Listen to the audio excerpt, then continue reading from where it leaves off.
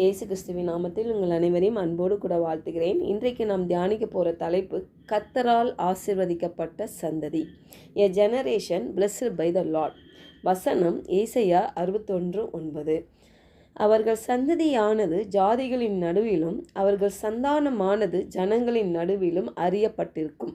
அவர்களை பார்க்கிற யாவரும் அவர்கள் கர்த்தரால் ஆசீர்வாதம் பெற்ற சந்ததி என்று அறிந்து கொள்வார்கள். பாருங்கள், இந்த வசனத்தில் நம்மளுடைய சந்ததி ஜாதிகள் நடுவிலும் நம் சந்தானமானது ஜனங்களின் நடுவிலும் அறியப்பட்டிருக்கும். அப்போது நம்ம சந்ததியும் நம்ம சந்தானத்தையும் நம்ம பிள்ளைகளை பார்க்கிற யாவரும் இவர்கள் கர்த்தரால் ஆசீர்வாதம் பெற்ற சந்ததி என்று அறிந்து கொள்வார்களாம். அப்போது தேவன் நம்முடைய சந்ததி மேலே, நம்ம பிள்ளைகள் மேலேயும் தேவன் ஒரு ஆசீர்வாதத்தை கொடுக்குறார்.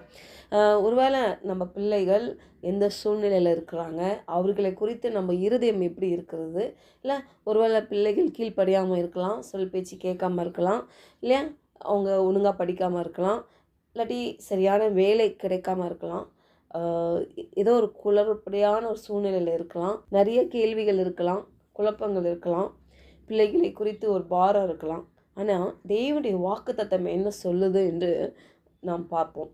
பாருங்கள், ஏசாயா 44:3 தாகம் உள்ளவன் மேல் தண்ணீரையும் வறண்ட நிலத்தின் மேல் ஆறுகளையும் ஊற்றுவேன், உன் சந்ததியின் மேல் என் ஆவியையும் உன் சந்தானத்தின் மேல் என் ஆசீர்வாதத்தையும் ஊற்றுவேன் என்று இங்கே சொல்லியிருக்கிறார்.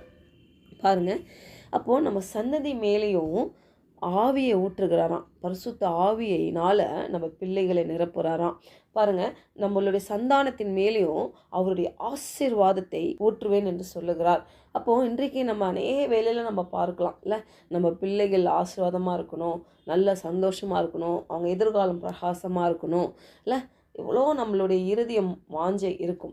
ஆனால் ஒருவேளை நம்ம சூழ்நிலைகள் நம்ம பிள்ளைகளுக்கு கொடுக்க முடியாத ஒரு நிலைகள் இருக்கலாம், செய்ய முடியாத ஒரு நிலைகள் இருக்கலாம், இல்லை ஏதோ ஒரு சூழ்நிலை நம்ம இருந்தாலும் நம்ம பிள்ளைகள் நல்லா இருக்க வேண்டும் என்ற எண்ணம் நமக்கு இருக்கும் பொழுது, நம்மை உருவாக்கினவர், தாயின் கருவிலை முன்குறித்தவர் எப்படிப்பட்ட திட்டம் வைத்திருக்கார் என்று இந்த வசனத்தின் மூலம் தெரிந்து கொள்ளலாம். அப்போது நம்ம சந்ததி மேலும் நம்ம சந்தானத்தின் மேலும் அவருடைய ஆவியையும் ஆசீர்வாதத்தையும் ஊற்றுவேன் என்று வாக்குரைக்கிறார். இன்றைக்கு இந்த மாதிரி வாக்கு தத்தத்தின் மேலே நம்ம கண்களை வைத்து அதை நம்ம விசுவாசிப்போம். பாருங்கள், ஏசாயா 59:21 உன் மேல் இருக்கிற என் ஆவியையும் நான் உன் வாயில் அருளிய என் வார்த்தைகளும் இது முதல் என்றென்றைக்கும் உன் வாயிலிருந்தும் உன் சந்ததியின் வாயிலிருந்தும் உன் சந்ததியினுடைய சந்ததியின் வாயிலிருந்தும் நீங்குவது இல்லை என்று கர்த்தர் சொல்லுகிறார். இது எனக்கு அவர்களோடு இருக்கும் என் உடன்படிக்கை என்று கர்த்தர் சொல்லுகிறார். இந்த இடத்துல ஒரு பெரிய உடன்படிக்கை நம்ம பார்க்குறோம். நம்ம விசுவாசத்தோடு நம்ம பிள்ளைகள் மேலே நம்ம சொல்லலாம், நம்ம சந்ததி மேலே சொல்லலாம், தேவனுடைய வார்த்தை என் வாயிலும் என் சந்ததியின் வாயிலும் என் பிள்ளைகள் வாயிலும் நீங்குவதில்லை என்று கர்த்தர் உடன்படிக்கை என்று சொல்லியிருக்கிறார். அப்போ தேவனுடைய வார்த்தை என் வாயிலும் என் சந்ததியின் வாயிலும் என் பிள்ளைகள் வாயில் நீங்குவதில்லை. அது பாருங்கள், வாழடி வாழையாய் தொடர்ந்து கொண்டே இருக்கும். தேவனுடைய வார்த்தை இருக்கும் பொழுது பாருங்கள், தேவனுடைய வாக்குத்தத்தம், அதன் உடன்படிக்கை நம்ம பிள்ளைகள் மேலே நம்ம சந்ததி மேலே இருக்கும் பொழுது அவர்கள் எப்படி இருப்பார்களாம்? ஜாதிகள் மத்தியிலும் ஜனங்கள் மத்தியிலும் அறியப்பட்டிருப்பார்கள்.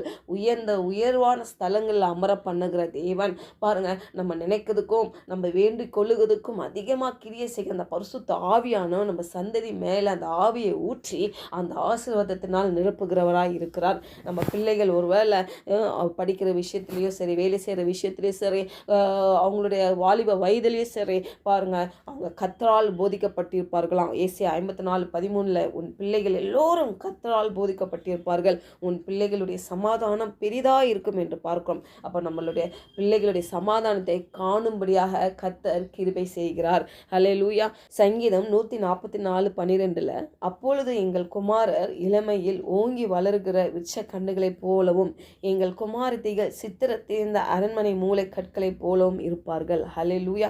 அப்போ உங்களுடைய பிள்ளைகள் பேரை சொல்லி, என் பிள்ளை அவன் இளமையில் அவன் வாலிப வயதில் அவன் பலசாலியாக இருப்பான், அவனுடைய விவேகமான காரியங்கள் அவன் நடப்பான், ஒரு நல்ல புத்திமானாய் காரியங்களை செய்வான் அப்படின்னு சொல்லி நம்ம விசுவாசிக்கணும். பாருங்கள், என்னுடைய குமார்த்தியோ சித்திரன் தேர்ந்த அரண்மனை மூளை கற்களை போல் அவள் இருப்பாள், அவள் அழகிலும் இல்லை அவள் இருதயத்தில் தேவனுக்கு பயப்படுற பயத்திலும் இல்லை அவளுடைய குணாதிசயங்கள் நல்ல அற்புதமாகவும் கர்த்தருக்கு பிரியமுள்ளதாக இருக்கும் என்று இந்த வசனத்தில் நம்ம பார்க்குறோம். நம்ம சந்ததி குறித்து, நம்ம பிள்ளைகளை குறித்து கர்த்தர் கொடுத்த அந்த வாக்கு தத்தம் கண்டிப்பாக நிறைவேறும் பாருங்க. கர்த்தரில் நிலைத்திருப்பார்கள். ஏன்னா அவர் விடமாட்டார். ஏன்னா அவர் உடன்படிக்கை பண்ணியிருக்கிறார் பாருங்க. கண்டிப்பாக விடமாட்டார். நம்ம பிள்ளைகள் எங்கே இருந்தாலும் சுகித்திருப்பார்கள், ஆசுவாதமாக இருப்பார்கள். நம்ம பிள்ளைகள் மேலே கர்த்தர் சொன்ன வாக்கு தத்தம் ஒன்று கூட வீணாய் போவதில்லை. அது அப்படியாக 100 மடங்கு அது நிறைவேறும். ஜெபிக்கலாம். பரலோக தகப்பனே, இந்த காலை வேளையில் ஆண்டவரே, அப்பா நாங்கள் தியானித்தது போல் ஆண்டவரே, அப்பா எங்கள் பிள்ளைகள் ஆண்டவரே, எங்கள் சந்ததி ஜாதிகள் மத்தியிலும் ஜனங்கள் மத்தியிலும் அறியப்பட்டிருக்கிறத எங்கள் கண்கள் பார்க்க போகுது ஆண்டவரே. அப்பா ஹல்லேலூயா, எங்களை பார்க்கிற யாவரும் நாங்கள் கர்த்தரால் ஆசீர்வதிக்கப்பட்ட சந்ததி என்று அறிந்து கொள்ள போகிறார்கள் ஆண்டவரே. அதுக்காக உமக்கு நன்றி. எங்கள் பிள்ளைகள் ஆண்டவரே எந்தெந்த சூழ்நிலையில் இருக்கிறார்களோ ஆண்டவரே, அந்த சூழ்நிலையிலெல்லாம் பரிசுத்த ஆவியானவரால் போதிக்கப்பட்டிருப்பார்கள் ஆண்டவரே. அவங்களுடைய சமாதானம் நாங்கள் பார்க்க போகிறோம். அதுக்காக உம்மை துதிக்கிறோம் ராஜா, ஸ்தோத்தரிக்கிறோம், நன்றி செலுத்துகிறோம். இயேசுவின் நாமத்தினால ஜெபிக்கிறோம் நல்ல பிதாவே, ஆமென்.